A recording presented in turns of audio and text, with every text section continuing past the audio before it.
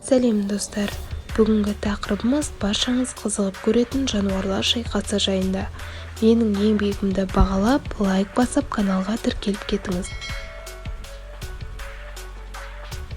Қане, онда бастадық. Бұл әрдайым бірге жүретін және қауіпті сәттерде қашып кететін бұғылардың өте қауіпті сәті.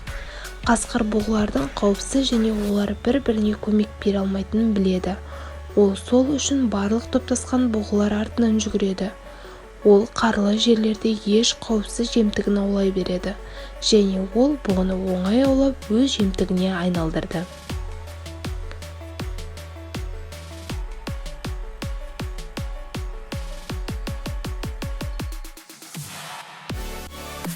Бұл үлкен жастағы арыстан, бірақ оны өте жағымсыз сюрприз күтіп тұрды.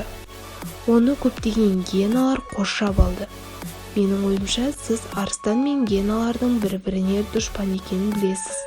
Және арыстан бұл жерде оңай кетпейтінін білді. Гиеналар арыстанды орап, кезек-кезек тістей бастады. Тіпті арыстан да гиенаны бірнеше рет тістеу сәтіне ие болды. Бірақ жалғыз өзі тірі қалмайтынын білді.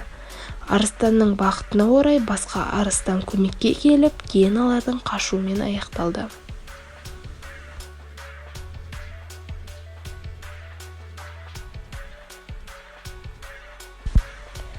Ал бұл жерде анаконда өте үлкен крокодилді ұстаған және кішкене шайқастан кейін буындырып өлтіруге әрекет жасады және тез арада оны буындырып өлтірді.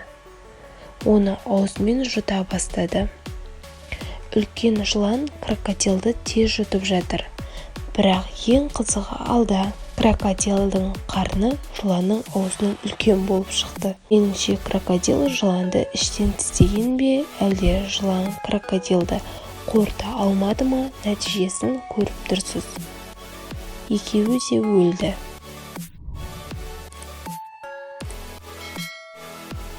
Бұл жерде бүркіт тышқанды байқап қойды және оған тиісе бастады.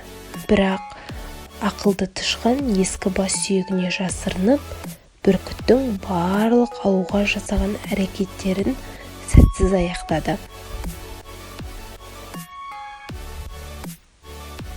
Бірақ бүркіт сол маңайда жүрген кесірткені ары-бері ұшып жүріп, өз жемтігіне айналдырды. Бүгін тышқанның бақыты ұзағынан болды және ол тірі қалды. Арыстан патшалығы мультфильмінде арыстан мен маймылдар дос болғанымен, шынайы өмірде бәрі керісінше. Оны мына видеодан біле аласыздар.